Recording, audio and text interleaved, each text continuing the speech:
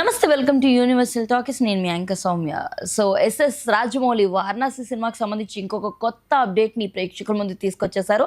So international animation చిత్రోత్సవానికి పాల్గొన్న ఈయన ప్రత్యేకంగా వారణాసి సినిమా గురించి మాట్లాడడం జరిగింది. ఆల్రెడీ ఈ సినిమా గురించి ఎన్నో అద్భుతమైన విషయాలు బయటకు వచ్చి ఎలా విజువల్ వండర్గా ఉండబోతుంది అన్నది కూడా ఈ సినిమా తరపు నుంచి వచ్చిన వీడియోస్ బట్టి కూడా, లేకపోతే టీజర్ బట్టి, గ్లిమ్స్ బట్టి కూడా మనం చెప్పొచ్చు. బట్ ఈ సినిమాలో ఇంకెన్ని సన్నివేశాలు ఉంటాయి, ఎంతకు మించి ఇది ఉండబోతుంది అన్న విషయాన్ని ఇంకా బాగా ఎక్స్ప్లెయిన్ చేశారు రాజమౌళి. సో ఇందులో ఆఫ్రికన్ అడవులు, అలాగే అంటార్క్టికా మంచులతో పాటు ఎన్నో అద్భుతమైన సన్నివేశాలు, రామాయణాన్ని చూపించే విధంగా, రామాయణానికి కనెక్ట్ చేసే విధంగా ఒక ఫ్యాంటసీ వరల్డ్లో కూడా ఈ సినిమాని చూడబోతున్నారని, ఇంకో మీరు ఎప్పటికీ ఎక్స్పెక్ట్ చేయలేని విషయాల్ని కూడా అన్ని కలగలిపి మీరు వారణాసిలో చూడొచ్చని చెప్పారు. అంతకంటే పెద్ద విషయం ఏంటంటే, ఈ సినిమాలో మెయిన్ కీలకంగా మూలాధారంగా ఉండే కథంతా కూడా ఒక తనయుడు అలాగే తండ్రి మధ్య ఉండబోయే భావోద్వేగాన్ని తీసుకొచ్చి ఒక కథగా మలిచామని చెప్పారు.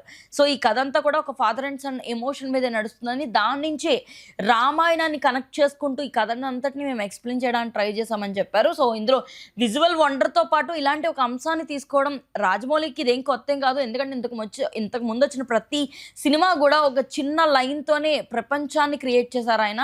అది బాహుబలి అయి ఉండొచ్చు, ట్రిపుల్ ఆర్ అయి ఉండొచ్చు. సో అదే కొత్త కోణంలో అలాంటి ఒక లైన్నే మూలాధారంగా తీసుకొని సినిమా నిర్మించే ప్రయత్నం చేస్తున్నారు. ఈ నేపథ్యంలో సన్ అండ్ ఫాదర్ ఎమోషన్స్తో ఈ సినిమా రాబోతుందనే ఒక కీలకమైన విషయాన్ని అందరి ముందు చెప్పి ఈ సినిమాపై ఇంకొంచెం ఆ ఆశ్చర్యాన్ని, అలాగే ఆ సినిమా రాబోతుందన్న ఉత్సాహాన్ని ఇంకొంచెం రెట్టింపు చేశారు రాజమౌళి. మరి ఇలాంటి ఒక కొత్త కాన్సెప్ట్తో ఈ సినిమా రాబోతున్న ఏప్రిల్ 7న, అంటే 2027 ఏప్రిల్ 7న దీన్ని రిలీజ్ చేయడానికి దీన్ని సన్నాహాలు చేస్తున్నారు.